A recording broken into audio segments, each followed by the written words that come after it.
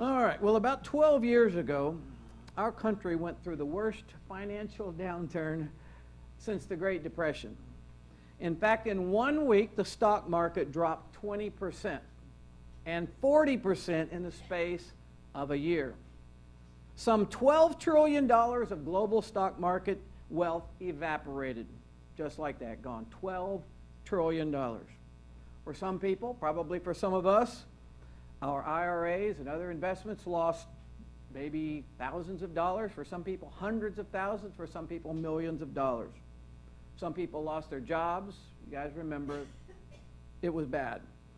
Now, fortunately, these days, things are a lot better, at least for most people. For others, like my 20-year-old daughter here on the front row, Megan, she recently told me she dropped by City Bites to get a sandwich, and they said, "Oh, I'm sorry, but your debit card was declined due to lack of funds."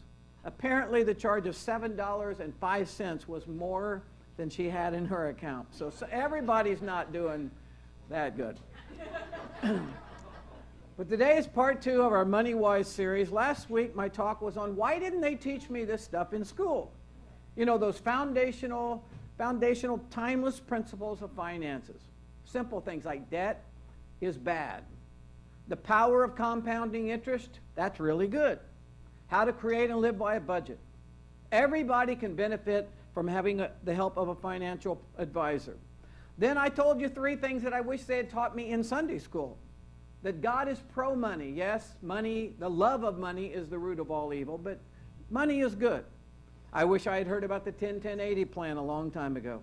I wish I had learned that God blesses those who give to him and his work.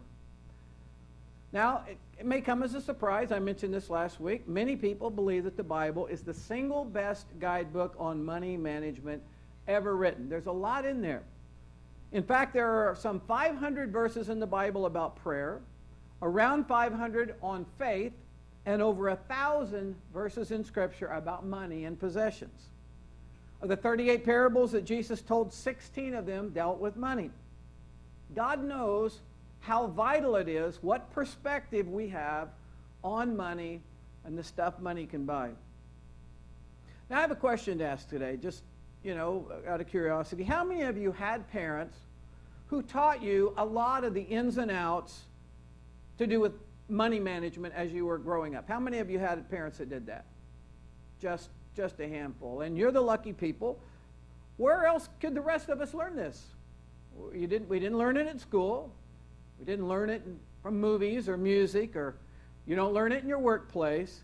Is it any surprise that so many people these days struggle with financial management of whatever money they have? Which is why, for our MoneyWise series, we're spending 1 entire week on the subject of how to make the most of the money that you have.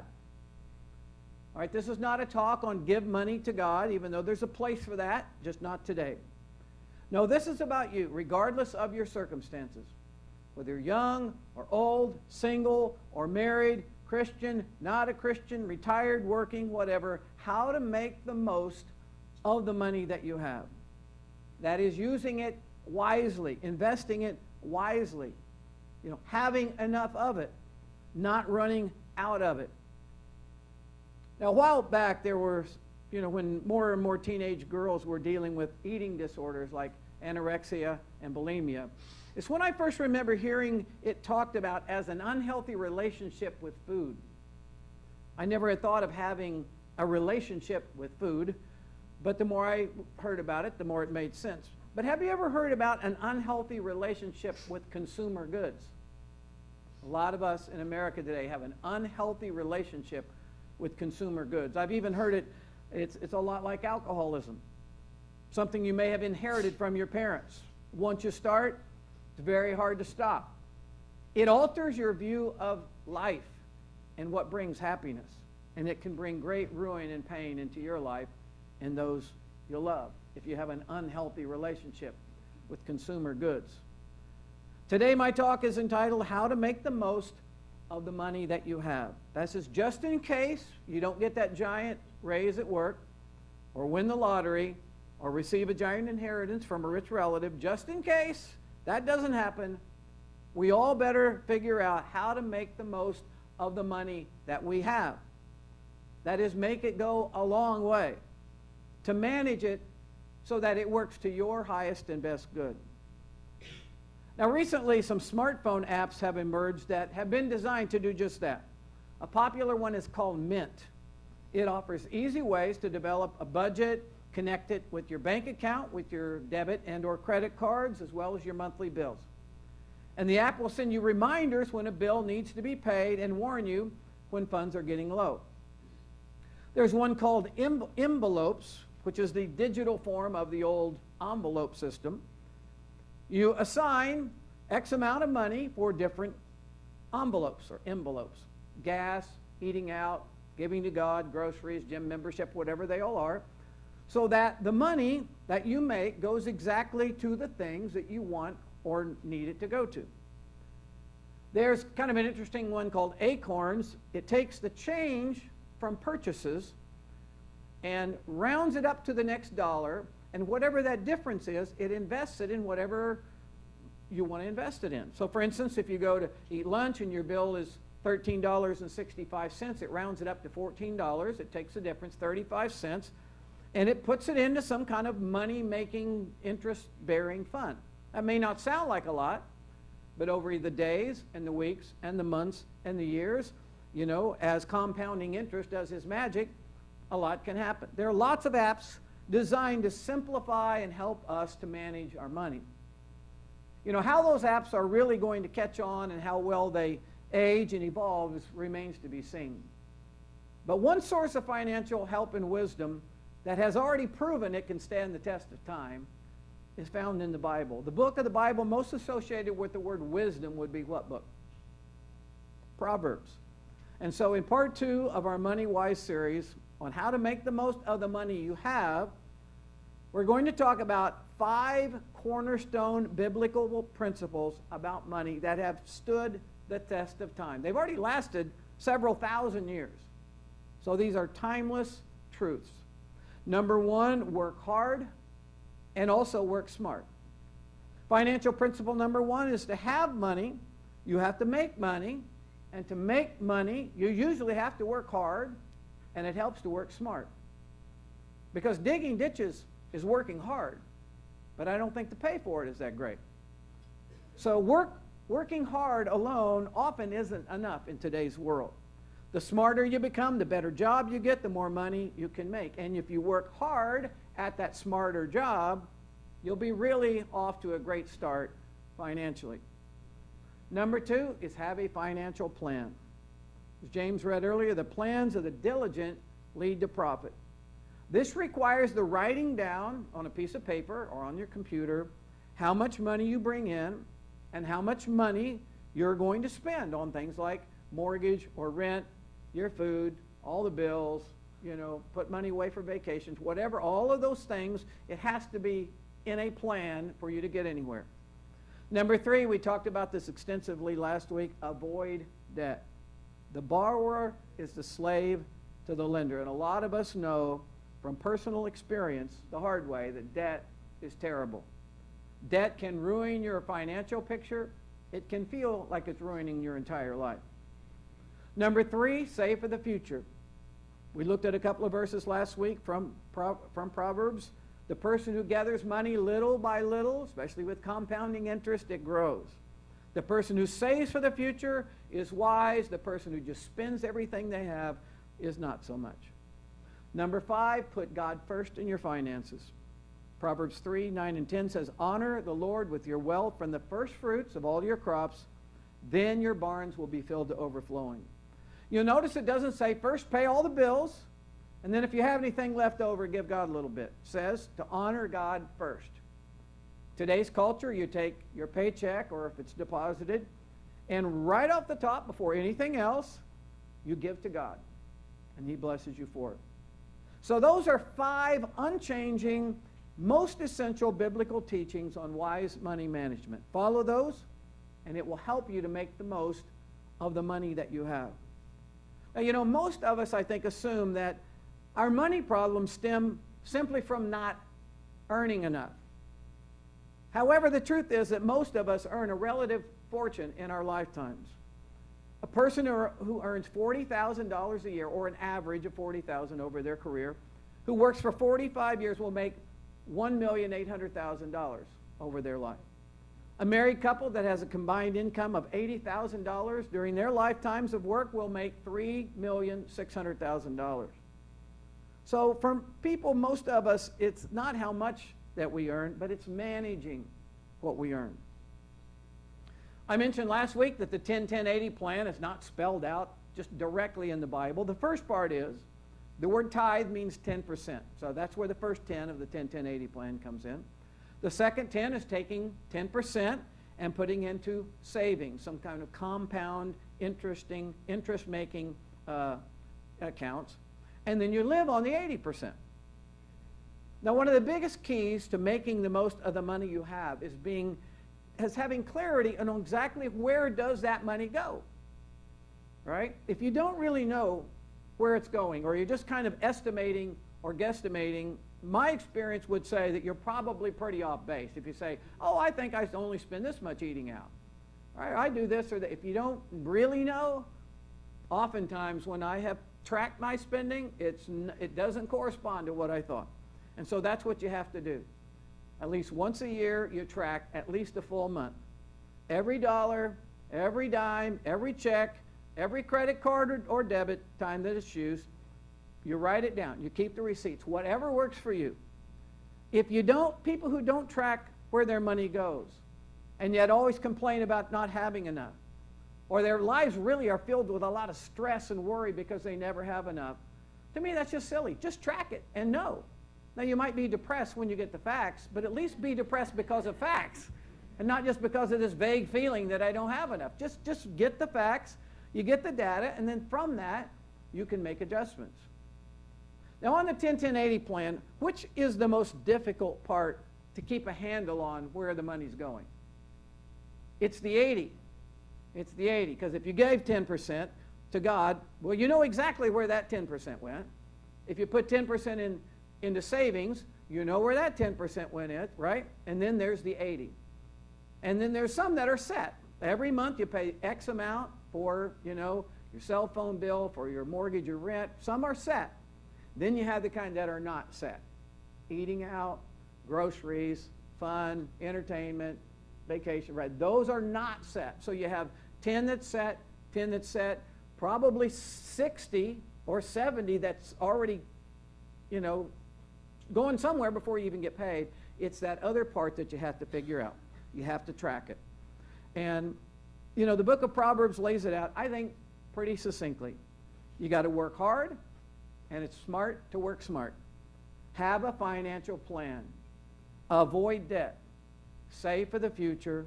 Put God first in your finances. Now, the reverse is a recipe for disaster. Don't work hard or don't work smart. Don't have a plan. Take on lots of debt. Don't save for the future. Don't put God first in your finances. That is a recipe for disaster. Trust God's wisdom.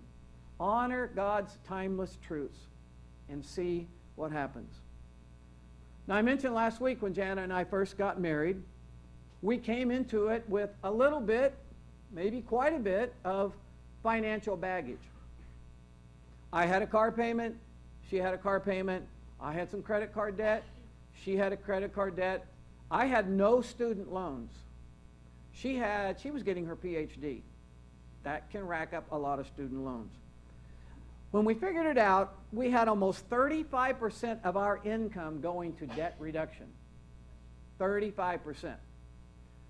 So we went to a professional financial consultant, and he got all the numbers, and he crunched them and put a plan together, and it took us a little less than 3 years. And we were finally free, completely free of all of those things. Several years ago, our financial advisor said we really ought to refinance our home because the interest rate then had dropped to like 1.5 to 2 points lower than when we had gotten our loan. And when it was all said and done, it maybe took me 3 or 4 hours. We pulled a little $10,000 second mortgage that we had to take out for something. We put it into the new deal. It went from 30 years to 15 years, and our house payment went down $200 a month. Saved us many, many, many thousands of dollars over these however many years that have passed. And it took less time than most people spend in a single evening watching TV. Now, we could not have done this on our own. There's no way we would have ever figured this out. But we had outside help. Last week after church, Michael, my 22-year-old, he said, you mentioned Thrivent so many times, pretty soon it's probably going to be like the Seeker Church brought to you by Thrivent Financial. I said, no, I do not get kickbacks. I wish I did, but I don't. But, you know, I just can't, you know, I think the people we met with earlier that I'm talking, they were Christians. And so their stuff was based, you know, at least somewhat on Christian principles and whatever. Thrivent is 100%. All you have to do is set up a meeting. They email you a list of information that they need. What's your total income? What about savings, IRAs, so forth. Assets, like your house, maybe cars, maybe you have a property by the lake somewhere, whatever. What are your debts? Mortgage payments, student loans, car payments, credit cards, etc. If you don't have one already, they will help you to begin to put together a budget. They'll ask you what your goals are. Do you want to put your kids through college? Do you want to retire by a certain age? You know, so on and so forth. They ask you all these things. They take all of that information, and from it, they come up with different options that will help you to achieve those goals. And if you told them, you know, you really want to structure it around this MoneyWise 10-10-80 plan that we heard about in church, you know, they might come back and say, well, you're going to have to transition to that, because they might say, right now you're basically on the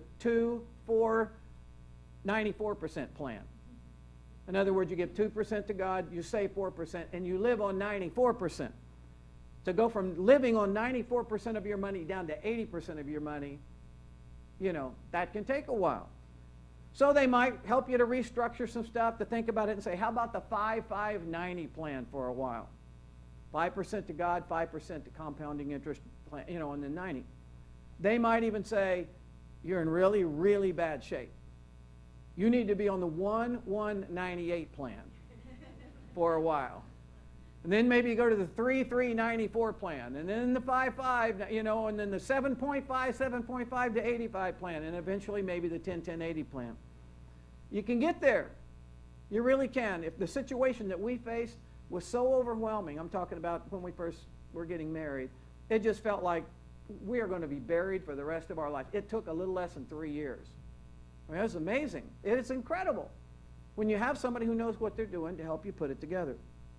I'll bet that some of you are in the middle of excruciating financial pain, maybe right now. The kind that keeps you up at night. The kind when you wake up in the morning, you're feeling good, the sun is shining, and then you remember. You remember your situation financially, and it just is like a heavy cloud over you. You know, you go through your day, and there's just this undercurrent of stress and anxiety about it. When was the last time you felt really great about the kind of shape your finances were in? You felt really, really great about it. Ever? You know? How long has it been? Wouldn't it be great to follow God's wisdom and really begin to find out pretty soon what it's like to feel contentment? What it's like to not have those worries and those fears eating at you all the time. You know, there's a really great Christian thinker, philosopher by the name of Miroslav Volf, not an American. He talks about the distinction between the richness of having and the richness of being. I'd never heard this before. I thought this was really interesting. He says the richness of having is, you know, owning stuff. You know, a bigger house, a newer car, more expensive clothes, all the latest electronic gadgets. That's the richness of having. But he said there's also another kind of way of doing life or thinking about life. It's the richness of being. To be rich in love. To have a lot of loving relationships in your life. To be rich in inner peace. To be rich in joy. To be rich in contentment. I mean, those are really important things. Probably a lot more important than being rich in those other categories. Not long ago in 60 Minutes, they did a story on billionaire Las Vegas developer Steve Wynn. This guy's got more money than he can ever possibly spend in his lifetime. But as the interview went on, it began to take on a different direction. They talked with him about dealing with retinitis pigmentosa, an incurable inherited disease that causes the victim to gradually go blind. He's losing his sight, and right now, what he can see is like looking through a little cylinder. Right now, just take your hand up and put it on one of your eyes like this, just for a sec. And think about, this is how you would look at your life 24 hours a day. That would be your view of the world. All right now, just close your eyes for just like 10 seconds, okay? I'm going to ask you a question. Would you rather have $1 billion in your bank account and be blind for the rest of your life? Or would you rather have whatever you have in your bank account and yet be able to see for the rest of your life? Like, you can open your eyes. So how about you?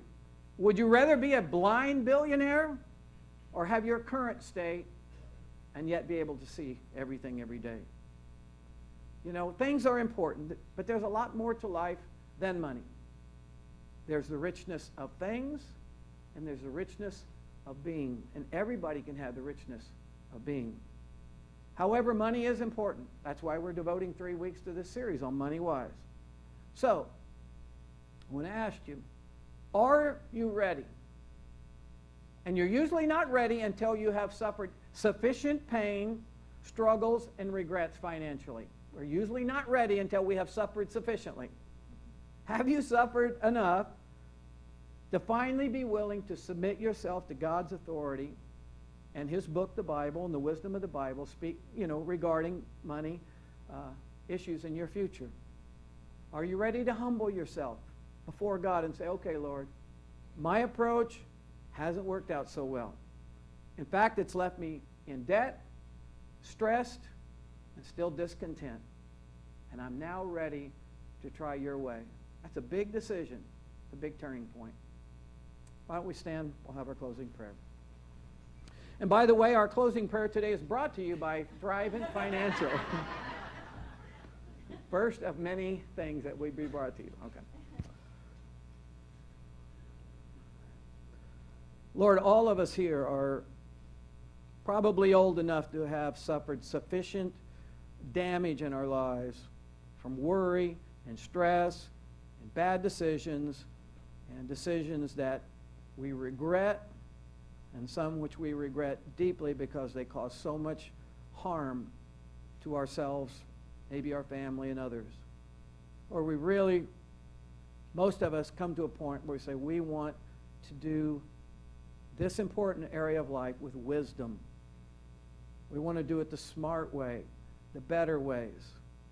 And I pray, God, throughout this, because of this series, maybe a little light will be ignited in each of our hearts to say, there's some steps that I could take, that I need to take for the sake of my future, sake of my family, spiritually, so that I can honor God like He wants me to. I just pray, God, that whatever it is that each of us, the next little baby steps that we need to take, or big steps, that we would come to the point where we would say, Lord, I want to do it your way. I want to do it the wise way. And God, that you would bless those little baby steps of faith in your direction. And that each of us would take whatever it is for us. And we pray that in Jesus' name. Amen. All right, everybody. Great to see you. Thanks for coming. See you next time.